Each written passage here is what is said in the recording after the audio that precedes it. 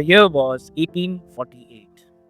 Frederick सोरियू, जो एक French artist थे, उन्होंने एक यूटोपियन विजन को माइंड में रख के एक प्रिंट क्रिएट की, जिसका नाम उन्होंने रखा डेमोक्रेटिक एंड सोशल रिपब्लिक्स।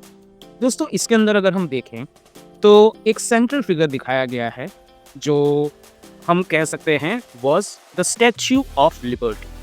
दोस्तों, इस स्टैच्यू ऑफ लिबर्टी के अंदर अगर हम देखें तो यहाँ पर ना स्टैच्यू ऑफ लिबर्टी के आगे और उसके बाद बहुत सारे हम लोगों को देख सकते हैं। ये सारे लोग जो हैं, they are considered as Americans as well as the European people.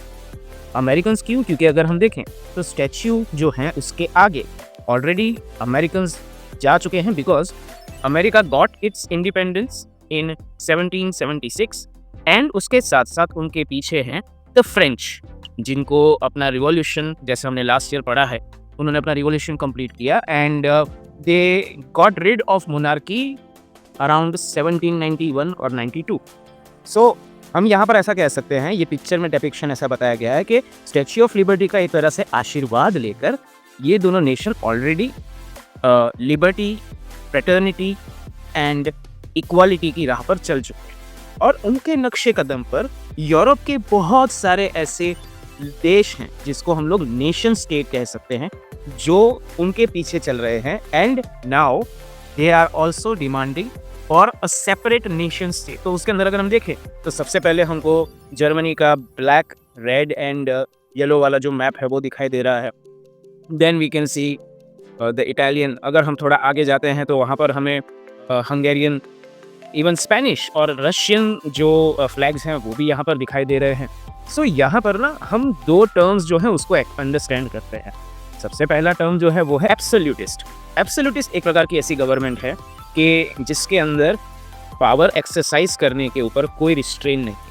तो जो पुराने ज़माने में जैसे मोनार्की होती थी, वो एक प्रकार की एब्सोल्यूटिस्ट थी, क्योंकि पूरा पावर राजा के हाथ में होता था। तो ये एक एब्सोल्यूटिस्ट सोसाइटी है और उससे आज़ाद होकर now Europe wants to be a utopian society. वो ऐसा यूटोपियन, जैसे हमारे यहाँ पे इंडिया में राम राज्य की कल्पना की जाती है, वैसे यूरोप के नेशन स्टेट्स अब यूटोपियन सोसाइटी की कल्पना कर रहे हैं। वैसे तो एक्चुअली उसका मतलब ये होता है वो इतना आइडियल है कि एग्जिस्ट ही नहीं कर सकता, लेकिन ये जो एक यूटोपियन विजन है जो सोरियू ने अपनी पेंटिंग के अंदर दिखाया है, वो सारे सपने अब यूरोपियन सोसाइटी के अलग अलग देश जो हैं वो नेशन स्टेट बनाने के नाम पर देखने लगे।